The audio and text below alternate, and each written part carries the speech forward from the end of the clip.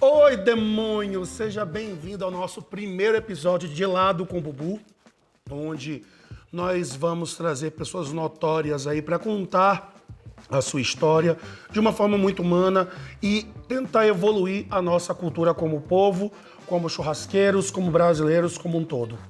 Eu acho que a gente não poderia começar esse programa e esse primeiro episódio senão com o Caribé, que está lançando o livro O Barbecue Brasileiro, onde ele retorna para nós base da nossa cultura, que é o Bebé, que é uma pessoa que eu amo muito, é uma pessoa que eu tenho uma admiração gigantesca e tá fazendo algo lindo pelo nosso país. Bebé, bem-vindo, meu bem. Cara, muito obrigado aí, cara. Sabe, a minha admiração que eu tenho por você, né, pelo trabalho que você desenvolve, você foi um dos precursores disso tudo e um inspirador para mim, né, da necessidade da gente enxergar o Brasil diferente, né. E o Brasil é nosso. E esse teu livro agora realmente vai fazer com que ele seja nosso. Mas antes de nós começarmos, já sabe, dá o like, comenta, compartilha esse vídeo e te inscreve nas nossas redes sociais, no Instagram, no Facebook, no Twitter, que é o @cansei de ser chefe. E Bebé, o seu, Instagram Caribe BBQ. te inscreve lá onde você vai encontrar o livro também. E outra coisa, podcast de... Viu? Aqui o negócio é entrevista mesmo. Petras. Bebé, quando a gente fala American Barbecue, o que depois de todo esse teu estudo isso reflete pra ti? Me explica, antes de tu falar do livro, eu quero que você me explique o barbecue. A ideia inicial de produção do livro, né, foi primordialmente no início criar uma literatura em língua portuguesa, né? Todos nós que começamos a fazer barbecue no Brasil tivemos uma dificuldade absurda. Desde 2014, 15, 16, a gente se remetia a livros de pitmasters americanos, a vídeos de canais de YouTube americano, né? E na hora que a gente ia fazer o barbecue, a gente levava na cara, porque proteína é diferente, temperos é diferentes. Isso foi a dificuldade que a gente enfrentou no início, né? Quando eu falo a gente, não só quem fazia, quem produzia comercialmente ou não, mas quem consumia, né? O gosto era diferente, o sabor mais apimentado, mais adocicado, e surgiu a necessidade dessa adaptação. Então, a nossa realidade hoje no barbecue inicialmente foi de adaptação. No momento que ele foi reinserido, e a gente vai falar isso mais adiante, né? No momento que foi reinserido, a gente precisou adaptar e hoje eu acho que a gente já está num patamar de evolução que merece ter um barbecue brasileiro, né? Eu acho que o momento é da gente criar a nossa própria identidade no barbecue.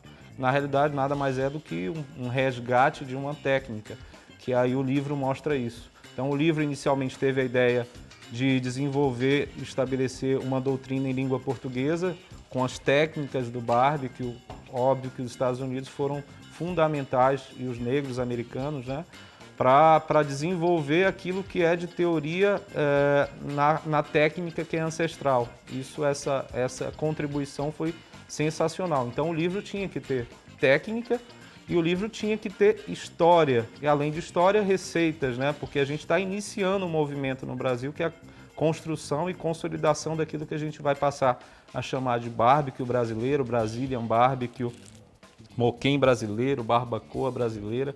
A técnica é ancestral, né? O que a gente vai desenvolver agora é a adaptação para a nossa cultura e nossa realidade que a gente está vivendo hoje. Então, inicialmente foi a ideia de criar uma doutrina e posteriormente, com o avanço dos estudos, aí a dificuldade que a gente tem de referência é muito grande. Então, a referência, principalmente no Brasil, quando a gente vai estudar um pouco de cultura indígena, cultura de Né? culinária brasileira, a gente sofre do mesmo mal de quando a gente está numa cadeira de escola, né? De estudar a cultura brasileira de forma viciada, né? De acordo com aquilo que foram falados pelos viajantes, né? E aí, quando pós-descobrimento, que a gente tem de relato é só registro de viajantes europeus que estiveram aqui e faziam retratos daquilo que eles visualizavam, né? Óbvio. E era um retrato, e não era um retrato original, era um retrato cheio de preconceito, era um retrato que era deturpado socioeconomicamente, politicamente, se a gente for colocar tudo isso na base sociopolítica do Brasil. E deixa eu te perguntar uma coisa. Durante você, isso é uma coisa que você falou para mim, que você começou o livro querendo falar sobre barbecue. E aí você se deparou com uma outra perspectiva. Uma outra perspectiva, né? Na realidade, quando a gente começa a estudar a cozinha brasileira, né? A cozinha desde os primórdios, e quando a gente estuda também a cozinha, a história do barbecue nos Estados Unidos, a gente começa a visualizar semelhanças, né? A semelhança primordial é qual a origem do barbecue. A teoria que é mais aceita hoje em dia é que ela advém da palavra barbacoa, da etnia Taino, que é uma etnia que viveu em todo o Caribe, isso na chegada lá de Cristóvão Colombo, do descobrimento dos Estados Unidos, né, descobrimento do século XV. Do Novo Mundo, né, nos 1400, barulho. Hoje aqui é o seguinte, gente, é cachorro latindo, é moto passando, vai ser esse desespero de sempre, né? Então, antes de 1500, a primeira etnia encontrada foi a etnia Tainos, que são índios caribenhos, que dominavam praticamente toda aquela região do Caribe, e desenvolviam e praticavam uma técnica ancestral de defumação utilizando a barbacoa. A barbacoa nada mais é do que a técnica e o próprio instrumento utilizado, que são aquelas varas de madeira verde elevadas, né, com uma certa altura, que não haja contato direto do fogo com a proteína, com o objetivo primordial de defumar o alimento para a subsistência, né? Naquela época não se tinha outras formas principalmente indígena, a técnica de conservação primordial era a defumação, a fumaça. E aí quando a gente percebe isso, a estrutura da barbacoa sendo feita e a base do American Barbecue sendo a barbacoa, a estrutura utilizada não só para defumar, como também para quebrar. Eu vou dar uma pedrada nesse cara. Eu acho que o cara tá passando indo e vindo, né? E aí a gente percebe que a estrutura utilizada para defumar e conservar o alimento e também para quebrar colágeno, né? Porque os índios usavam a barbacoa não só para defumar peixe, mas defumavam caça, jacaré, crocodilo, dependendo da região de onde estavam, né? Para quebrar colágeno, que é basicamente o que é o barbecue, né? É utilizar a fumaça para defumar, a temperatura indireta para quebrar colágeno, agregando o sabor do defumado no preparo.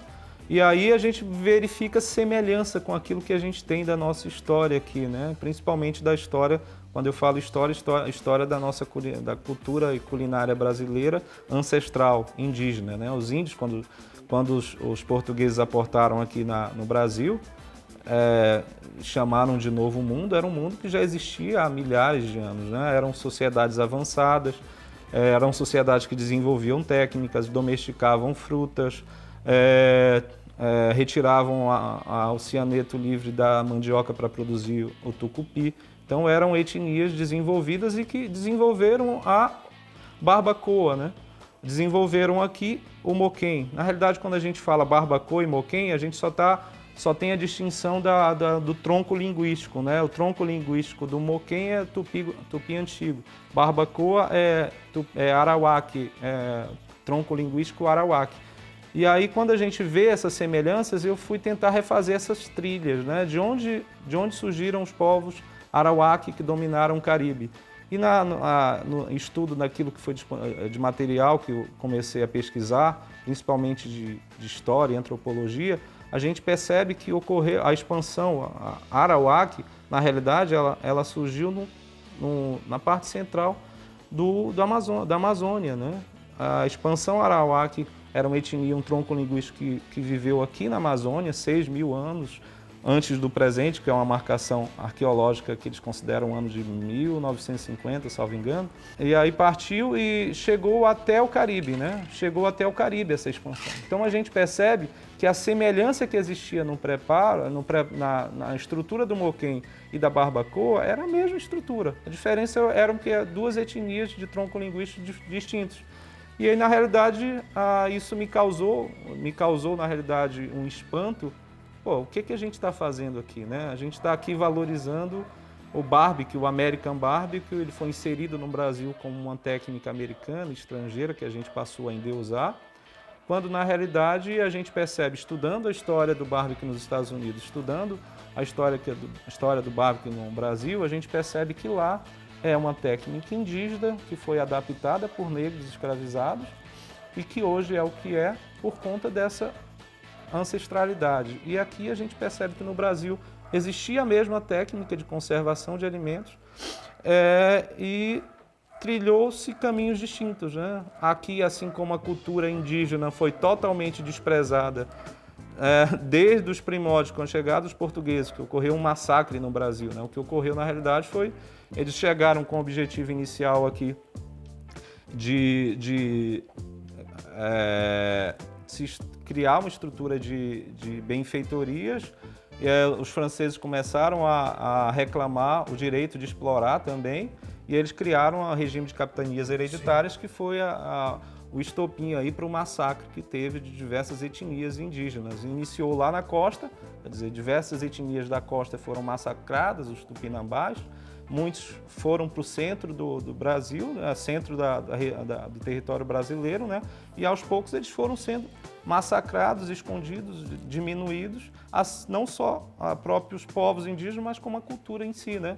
Então os portugueses chegaram aqui, eles queriam manter a sua cultura gastronômica, queriam comer como os portugueses comiam, os alimentos que os portugueses comiam. No início eles até aceitaram alguma coisa porque não tinha disponibilidade, mas no momento que puderam trazer, e aí acabou que a gente percebe com isso tudo que a gente está fazendo hoje no Brasil, o American Barbecue, tem todo esse holofote que tem, eu acredito, eu reputo muito por ser um hábito alimentar americano, e o brasileiro tem muito disso, né? Esse preconceito de valorizar o que é de fora e de desconstruir, desvalorizar o que é nosso, né?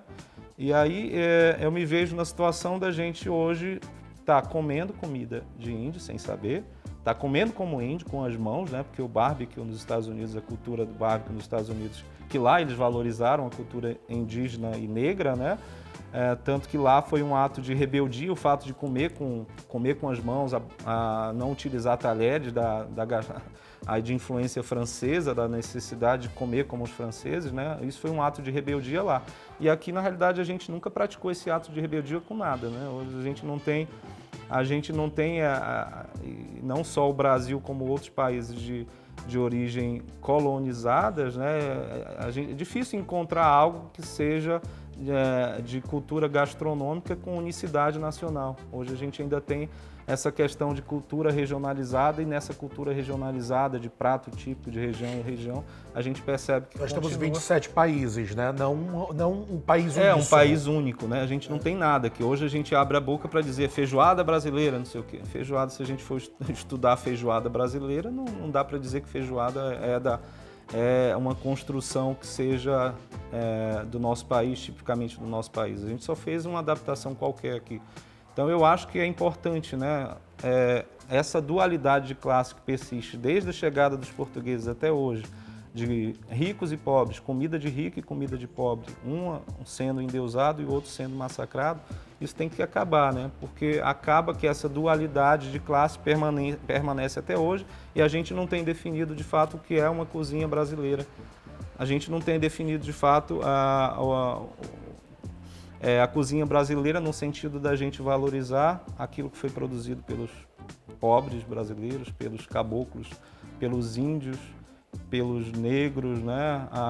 Sempre a gente continua valorizando a culinária europeia, a culinária estrangeira, e o American Barbecue foi basicamente isso. Então, na realidade, o que aconteceu foi como se fosse uma grande peça trágico-cômica tupiniquim, né? A gente se vê hoje comendo American Barbecue, pensando que está comendo American Barbecue, mas na realidade a gente está comendo comida de índio.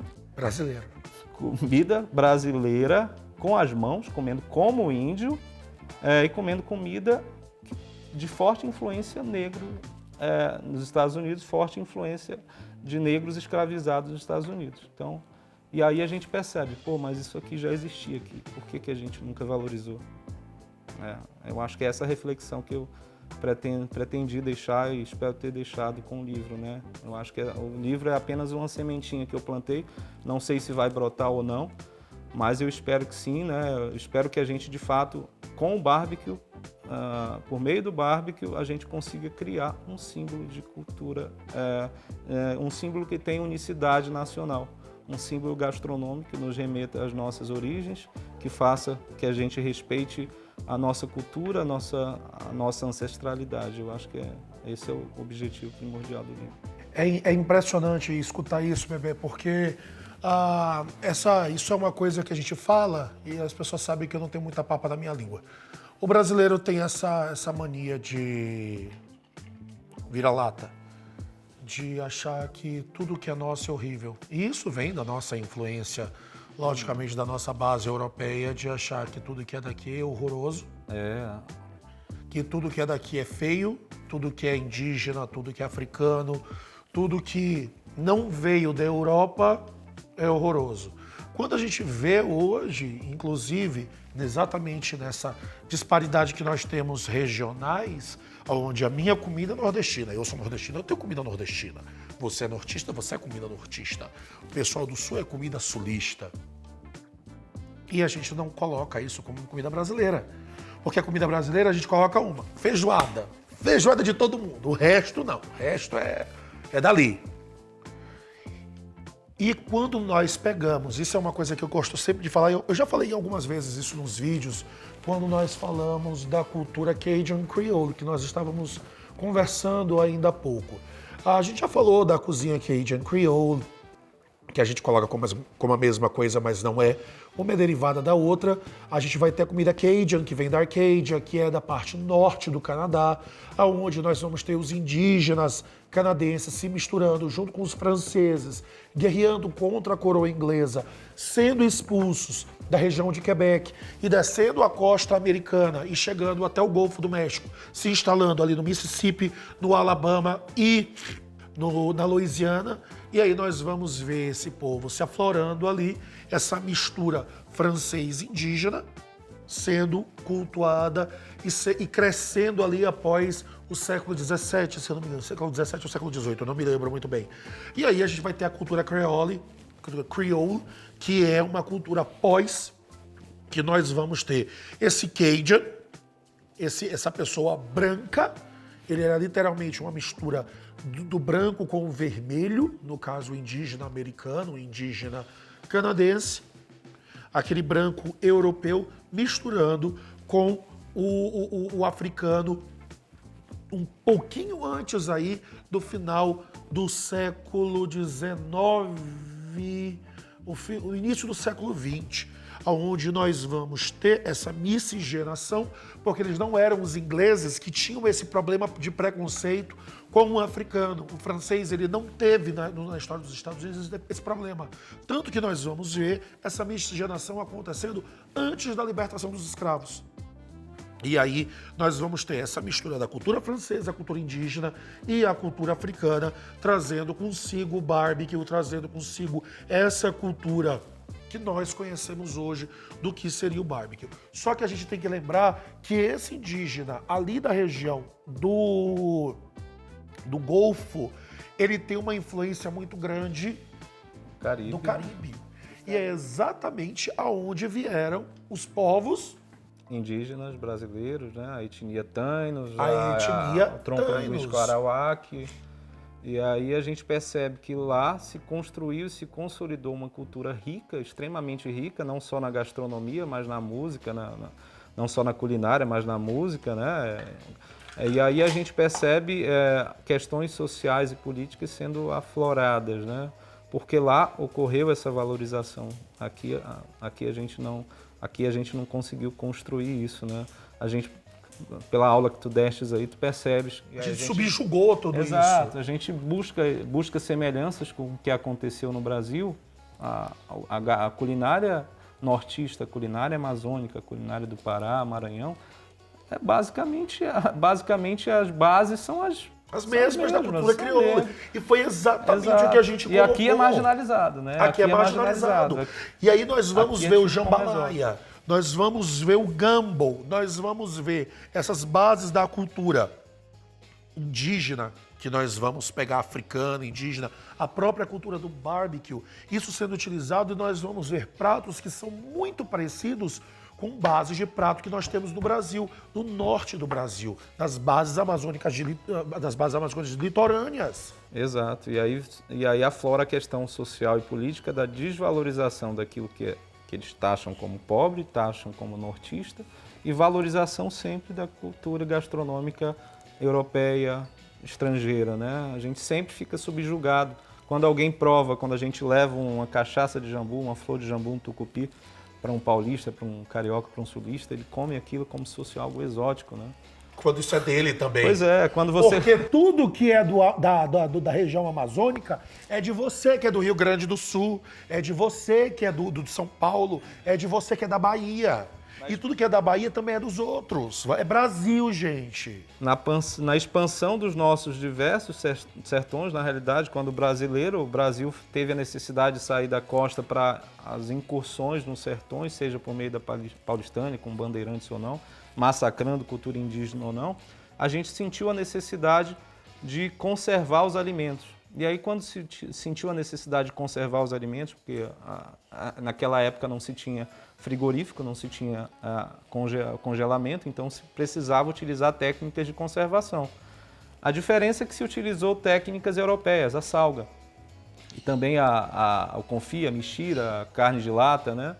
E a defumação, que poderia ter sido uma técnica empregada não só para conservar o alimento, que ela tem um poder absurdo de agregar sabor, o sabor da defumação, ninguém enxergou. O índio já tinha sido massacrado naquela época. Essa cultura já tinha sido morta. Exato, junto com ele. E acabou sobrevivendo em alguns rincões do país. Hoje a gente percebe que o que se tem de moquém, de barbacoa sendo produzida é no norte, fazendo a carne de piracuí, defumando no moquém.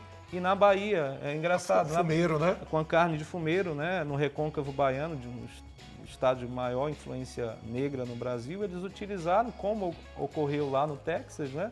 Os negros ali, depois da escravidão, utilizando uma técnica indígena, que era o moquém, para defumar a carne de porco e fazer o porco boqueado, né? E até hoje é tão desvalorizada a coisa que na própria Bahia eles nem conseguem comercializar a carne que é proibida, que é um outro problema que a gente vai aqui abordar. Gente, se a gente for falar do mel brasileiro, se a gente for falar do queijo brasileiro, se a gente for falar da carne brasileira, a gente vai ver que nós somos todo dia roubados culturalmente. E quando eu falo brasileiro, gente, porque eu sei que vai ter muita gente falando, é um ruivo e um branco dos olhos azuis falando da cultura indígena africana. Mas isso é a cultura do Brasil. A gente gostaria que isso não fosse colocado em pauta, mas é a cultura do nosso país, que influencia em todo mundo, influencia no nosso sangue, na nossa raiz, nos nossos antepassados, porque o Brasil é miscigenação. Nós estamos falando de uma base de miscigenação que foi deturpada. E foi roubada. E aí a gente vem agora e descobre que tudo aquilo que a gente está fazendo há anos aqui no Brasil, tentando trazer uma cultura, essa cultura sempre foi nossa. E agora a gente consegue ver, se você aí que lembra da sua aula de história, vai lembrar do moquém. Sabe como? Daquelas imagens que tinham os guajajaras, que tinham os tupis, que tinham todos eles fazendo, sabe o quê? Antropofagia. Comendo os europeus. Então eles eram bichos, eles eram selvagens, que assavam daqueles... Pegue qualquer imagem de moquém que vai ter lá pedaço de gente assando. Essa foi a imagem do indígena brasileiro. Pois é, e essa imagem foi criada e deturpada por quem? Pelos viajantes europeus, né? Que eles queriam vender a imagem de um povo sem cultura, de um povo que precisava ser domesticado e no início tentaram escravizar, né? Tentaram vender essa imagem do índio bárbaro, do índio que comia ser humano, e em nenhum momento da história conseguiram ou se criou qualquer possibilidade de valorizar aquilo que é da cultura indígena, né? É algo que até hoje a gente não compreende como isso aconteceu, né? quando você estava falando em relação a aquilo, criar algo de comida que é nosso, lá do norte se consome isso, do sul se consome aquilo, o Brasil foi criado, o Brasil foi desenvolvido, só se conseguiu de fato a sobrevivência nas incursões dos sertões com 2 alimentos aqui que eram consumidos de base indígena, que é o milho e a mandioca. Exatamente. Né? O milho e a mandioca, que é a mandioca que é base de diversos outros produtos que até hoje, quando se fala em tucupi, quando se fala em carimã... Farinha, gente. A própria farinha. Farinha chibé. Exato. Farinha é para engrossar, farinha é para aumentar a comida, é para render. E aí o milho, como foi muito utilizado pela expansão caipira nas incursões lá da Paulistânia, né, é desvalorizado da mesma forma, porque é aquela história de comida de pobre. Milho e mandioca é comida de pobre, não é comida brasileira. Comida de rico é comida com influência europeia, né? E isso eu acho que a gente precisa acabar, porque enquanto não acabar isso, a gente não tem de fato uma cozinha brasileira, né? Então hoje eu posso dizer que tudo aquilo que a gente tem como American Barbecue, a gente pode retomar isso culturalmente. É uma reconstrução, né? Uma retomada. Eu acho que é um caminho que a gente tentou, acabou no meio do caminho se perdendo, e a gente tem uma possibilidade absurda agora de fazer esse resgate e a partir daqui criar algo que seja inclusive um símbolo de unidade nacional. Porque quem não gosta de barbecue, hoje a gente vê a expansão do barbecue no norte, no sul, sudeste, nordeste, todo mundo consumindo barbecue. Todo brasileiro é apaixonado por churrasco, né? E aí o barbecue vem com a possibilidade de além de fazer uma carne semelhante ao churrasco, uma carne defumada e que pode de fato ser criado, consolidado um símbolo nacional de gastronomia, né? E a salga em si foi utilizada no passado, mas a gente percebe que a salga é uma técnica europeia, foi utilizada para a criação de charque. Então, até hoje o charque é charqueada. O charque é considerado comida de pobre, né? A carne de sol é considerada comida sertaneja, né?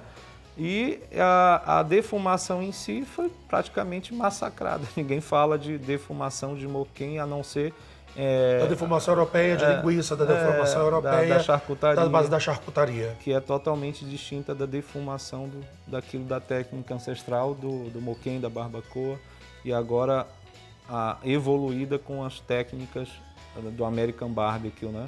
A influência negra nos Estados Unidos, a influência ao longo da história dos Estados Unidos, que eles valorizaram isso, que a gente nunca valorizou, lá eles valorizaram e eles conseguiram construir algo de identidade nacional. A gente tem a oportunidade de fazer isso aqui no Brasil. E é uma coisa, pessoal, quando a gente fala hoje, nós falamos muito do Brazilian Barbecue. Nós temos essa revolução que nós estamos tentando fazer, que é o Brazilian Barbecue. E quando a gente fala de Brazilian Barbecue, a gente vem com aquela questão de... É engraçado a gente colocar o nome americano para tirar a base americana. Mas isso é uma questão de internacionalização, nós vamos falar disso mais tarde. Mas voltar a defumação para as bases da nossa alimentação, respeitando também como a regionalidade que nós ainda temos. Essa regionalidade sempre vai existir, até por uma questão de bioma. Até por uma vários questão... biomas, nós temos diversos biomas aqui. Então nós vamos ter todas essas diferenças, aonde nós precisamos retornar a defumação para elas. E é isso que nós estamos fazendo, utilizando o terroir, os sabores brasileiros, a carne brasileira, o tempero brasileiro, os padrões brasileiros, tirando todo esse padrão americano e adicionando a defumação de forma homeopática quase na nossa cultura novamente. Nossa, meu nariz entupiu totalmente. E aí a gente entra na necessidade da gente enfrentar aquela questão social que foi falada, né? Da necessidade. A regionalização sempre vai existir. O que precisa, na realidade, é que o brasileiro enxergue aquilo como nacional. Sim. Como brasileiro, né? Independente da regionalidade. Qualquer país tem sua regionalidade. Estados Unidos tem regionalidade, diversas culturas. Estava falando do cajun crioulo, que é distinto das outras regiões dos Estados Unidos. Isso é óbvio que vai ocorrer. O que, na realidade, a gente precisa é enfrentar essa questão social, essa questão da dualidade de classe que nos faz, até hoje, não ter consolidado o que seria uma cozinha brasileira. E aí, talvez seja o principal empecilho que a gente precisa vencer para criar para desenvolver e criar nossa própria identidade no barbecue e criar algo que seja de símbolo cultural brasileiro daqui para frente. E por que nós utilizamos barbecue, esse nome em inglês, o Brazilian Barbecue, para definir algo que precisa ser tão abrasileirado? É porque está existindo uma revolução internacional do churrasco, onde o Brasil entrou, inclusive, Entrou no cenário num mundial. cenário mundial do churrasco. Pela defumação que nós estamos aqui, tantas pessoas estão desenvolvendo. E a gente começou... Ao Thiago. Continuando. E aí, nós entramos nesse padrão aonde nós pegamos o American Barbecue, nós pegamos os padrões americanos. Inicialmente nós copiamos e aí nós vimos que isso não ia para frente, porque não se adequava ao padrão brasileiro de consumo. E nós fomos de forma empírica e tentativa e inovando isso e trazendo, vamos fazer com o nosso cupim, vamos fazer com a nossa picanha, e aí vamos fazer o nosso tipo de costela, vamos diminuir o açúcar, vamos aumentar o sal, adicionar... Reduzir picância, vamos abrasileirar e nessa construção, que está durando já uns 4, 5 anos, nós desenvolvemos algo hoje tão fantástico que nós estamos vendo o Meatstock, que é o maior festival de churrasco do mundo, vindo para o Brasil para que os caras dos outros países façam Brazilian Barbecue. Eles vão ter que estudar a nossa cultura, eles vão ter que estudar as nossas bases, o nosso terroir, para vir competir no Brasil, para vir cozinhar. E aí, quando você chega com um livro desse, solidificado, tecnicamente, historicamente... nós vamos ter isso tudo azeitado para os outros. Eles vão dizer, isso aqui não é brincadeira. E só do Meatstock estar aqui já mostra que isso não é brincadeira. Porque se o Meatstock não foi para a Europa e não foi para os Estados Unidos, o que ele veio fazer no Brasil? O que foi que ele veio fazer no Brasil? Abriu os olhos do mundo para cá, né? Principalmente quando vocês foram lá, pioneiros, disputar competições dos Estados Unidos sem qualquer tipo de apoio, a não ser de algumas empresas. A Kings é uma delas que sempre apoiou o American Barbecue no Brasil, apoiou o barbecue no Brasil, né? Foi para lá, mostrou para eles, olha, aqui a gente faz diferente. Aqui tem gente capacitada, gente que está fazendo uma coisa que eles não faziam, fazendo de uma forma, agregando a nossa cultura, mesmo que inconscientemente, né? E a gente tem uma oportunidade absurda agora, né? A gente está num momento de transição e consolidação do barbecue brasileiro. Isso é fundamental, porque os olhos do mundo estão voltados para cá. Então a gente, enquanto brasileiro, tem que aproveitar esse momento e criar a sua identidade, enfrentar questões sociais importantes, estudar e reescrever a história que foi que foi apagada dos livros, né? Hoje a gente não tem nada de referência em livros de história daquilo que seja da cultura indígena brasileira, ao não ser recorte de histórias repassado por europeus. Né? Deixa eu te perguntar uma coisa, Bebê. A gente está falando do passado, está falando do presente, agora vamos falar do futuro.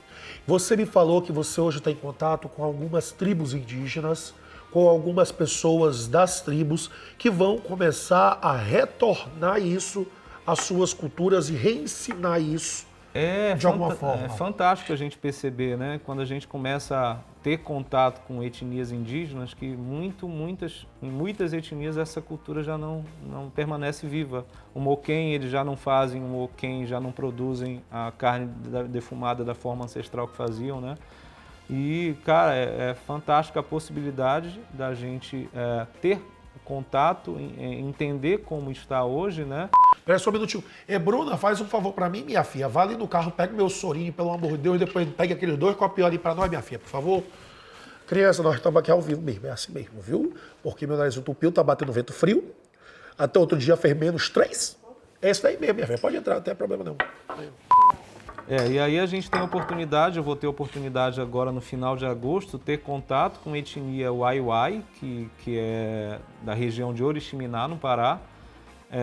Eles ficaram maravilhados com a possibilidade da cultura deles estar sendo valorizada, né, com o livro. Eu conversei, expliquei todo o trabalho que tinha sido feito no livro. Eles ficaram muito felizes com isso, né? E a gente percebe o índio brasileiro hoje é muito desvalorizado, é uma luta constante, né? A gente vê, a televisão está aí para isso. Nós vemos todos os dias o caos que é a questão do indígena brasileiro em sua própria dignidade. Exatamente, no mínimo, né? A mínima de ter terra, de ter o que comer, de ter base cultural, de ser relevante politicamente, economicamente, socialmente. Exato, a marginalização chega a ser tão absurda que o índio usou o celular, o índio não é mais indígena. Pois é.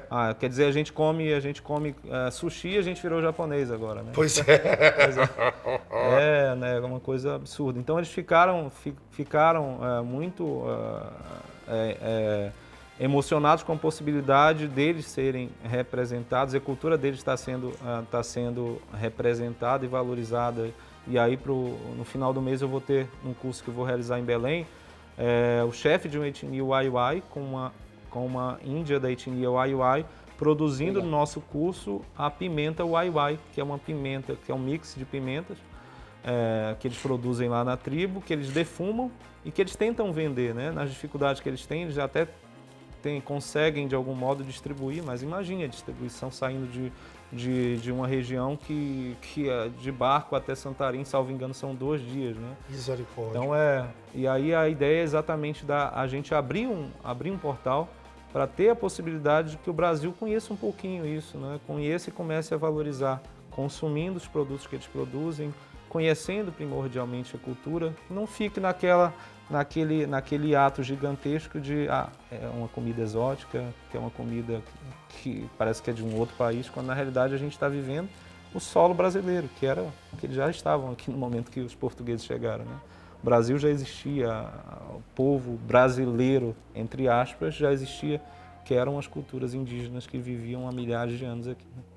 Então, você, empresário, está assistindo esse programa, manda mensagem para o Bebé, procure aí as empresas seja uma empresa que apoia a cultura brasileira, que apoia a reescrita da nossa cultura.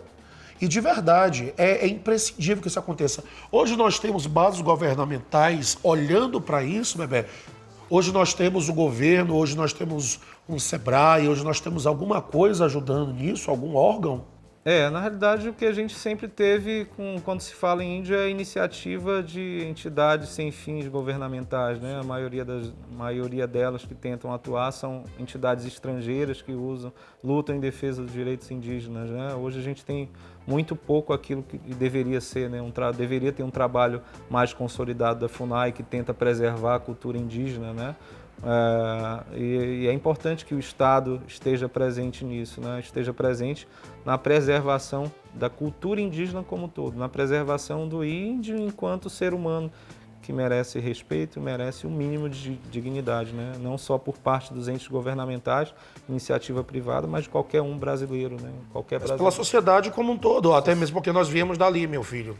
Exatamente. As pessoas, eu sou... de onde você eu sou italiano. Meu filho, tu nasceu ali em Barbacena. O diabo tá italiano. Tem essa coisa, né? O brasileiro que tem meu tetravô era italiano, eu me considero italiano. Quer dizer, se tu tens base indígena no teu sangue, eu não sou índio. Base né? indígena Pois é. Isso é impressionante. Bebé, eu queria te agradecer, eu já te falei isso diversas vezes, e eu queria te agradecer como brasileiro pelo esforço que tu fez, que eu sei, eu acompanho contigo desde quando tu começou, até a ideia do livro, a gente conversa sobre isso, por você dar dignidade ao povo brasileiro. Eu já falei isso pra ti, a história vai contar o teu nome. Gente, quando a gente chega e coloca e mostra que uma cultura que hoje é considerada uma das culturas mais fortes do churrasco do mundo, e a gente coloca essa base cultural para um país que é primeiro mundo, que hoje é o país que domina o mundo, e a gente vê que nada disso daqui dele pertence a eles, mas que veio a base, a história é do nosso país, a gente está mexendo num vespeiro muito grande. Esse é um vespeiro, crianças, que nós vamos ter que lidar. Você como cozinheiro, você como brasileiro, nós vamos ter que assumir a responsabilidade, como o Bebé fez em estudar e trazer um livro como esse. Então o que você fez foi dar dignidade à nossa história, ao nosso povo, à nossa cultura, à nossa gastronomia. Eu espero que, na realidade, outros estudos venham. Sim, com certeza virão. É importante que isso instigue outras pessoas a fazerem o mesmo, a evoluir. Óbvio que as críticas virão, mas o fundamental e primordial disso tudo é a gente entender a nossa ancestralidade e respeitar essa nossa ancestralidade, seja índio do Caribe, seja o índio brasileiro, seja índio colombiano, venezuelano, né? Mas o novo mundo que foi como a América como um descoberto todo aqui era um mundo que já existia, não era novo, era um velho mundo. Eles já tinham vida aqui. Ele não era catequizado, mas ele tinha vida, ele tinha história. Tinha vida, tinha história milenar, né? E aí abriria oportunidade de a gente falar mais um outro programa todo falando das sociedades complexas que existiam na América, né? Mesmo antes da chegada do velho mundo aqui, né? E como a pessoa faz para conseguir esses livros? As pessoas físicas, as pessoas jurídicas, universidades, como é que fazem para conseguir seu livro? Hoje vão ter que entrar em contato comigo. A venda só está por meio do meu Instagram, CaribeBBQ, tem um link lá, a pessoa consegue comprar. A minha ideia de não colocar em nenhuma outra plataforma até agora foi justamente para possibilitar que o custo seja o menor possível para que chegue a maior quantidade de pessoas possíveis, né? Porque hoje a gente tem a possibilidade nos correios de registro módico, então eu consigo mandar para qualquer lugar do Brasil a R$ 12,70 pelo peso, né? Belém está muito longe de tudo, né? Se fosse colocar um envio normal, seria algo muito mais caro. Então, a princípio, eu estou dando conta de... Bebé, é como a gente falei, o Brasil tem que te agradecer. O Brasil tem que te agradecer por tudo que você tem feito nesse seu corre de fazer esse livro, que é muito louco. E eu quero mandar um beijo para todo mundo aí do norte, pessoal do Pará, Amazonas, Tocantins, Roraima, Rondônia, Acre. Faltou alguém? Faltou alguém? Roraima, Rondônia, Acre... Tocantins, Amazonas, Pará, tá todo mundo lá. E parte do Maranhão também, porque nós somos... Amazônia. É lógico, o Maranhão é região amazônica legal. Um beijo para todos vocês. E que você que é indígena, que está escutando isso daqui, você que tem descendência indígena, você que trabalha, cara, adquira um livro, estudem, isso é a cultura do povo, isso é a cultura do país. E se você fizer parte de alguma comunidade, alguma tribo que ainda tenha essa base do Moquém aí em sua história, se você tem histórias, mandem pra gente, escrevam aqui embaixo, deixem pra gente aí, e o pessoal das ONGs, dos bases governamentais, não governamentais, entrem em contato com o Bebé, é muito importante. Universidades chamarem ele para interagirem e integrarem essa história à nossa história. Isso faz parte também agora de vocês deixar e levar essa libertação que nós temos histórica aqui para frente. Bebé, muito obrigado de verdade. Muito obrigado. De estar aqui contigo, viu? É uma oportunidade absurda, né? E aí eu quero contar contigo, né? Eu sou meu amor! Sou muito pequeno nesse universo. Convidado aqui neste quadro. Quero contar contigo para que a gente faça isso junto, que esteja junto, porque eu sou muito pequeno, eu sou uma gotinha aqui que só plantou a semente. Mas com certeza nós vamos. E nós vamos fazendo isso, trazendo, interagindo com as pessoas, integrando a defumação de volta à nossa cultura, estudando e levando isso para as universidades. As universidades agora têm a obrigação também de estudar aqui. Uai, lá vai, mostra seu livro aí, bonito. Aqui, ó. Enquanto você viu uma cachaça de jambu aqui para nós, né? Eita desgranha. Não pode usar. É Guaraná, viu, gente? Não pode usar que tá bebendo água. Isso aí é só Um brinde para vocês. Bebé, muito obrigado. Pessoal, já sabe, dá o like, se gostou, comenta aqui embaixo. Fala o que vocês estão achando aqui dessa nossa plataforma de lado com o Bubu, que eu quero trazer muito mais várias pessoas notórias para contarem a história delas de uma forma muito humana e trazer para vocês bastante cultura, para que a gente possa levar esse Brasil de volta aí para os eixos. E lá vai o negócio voando. E um beijo para vocês. Tchau. Tchau. Como tu é educado. Ó, muito obrigado por tudo. Um abração para todos aí.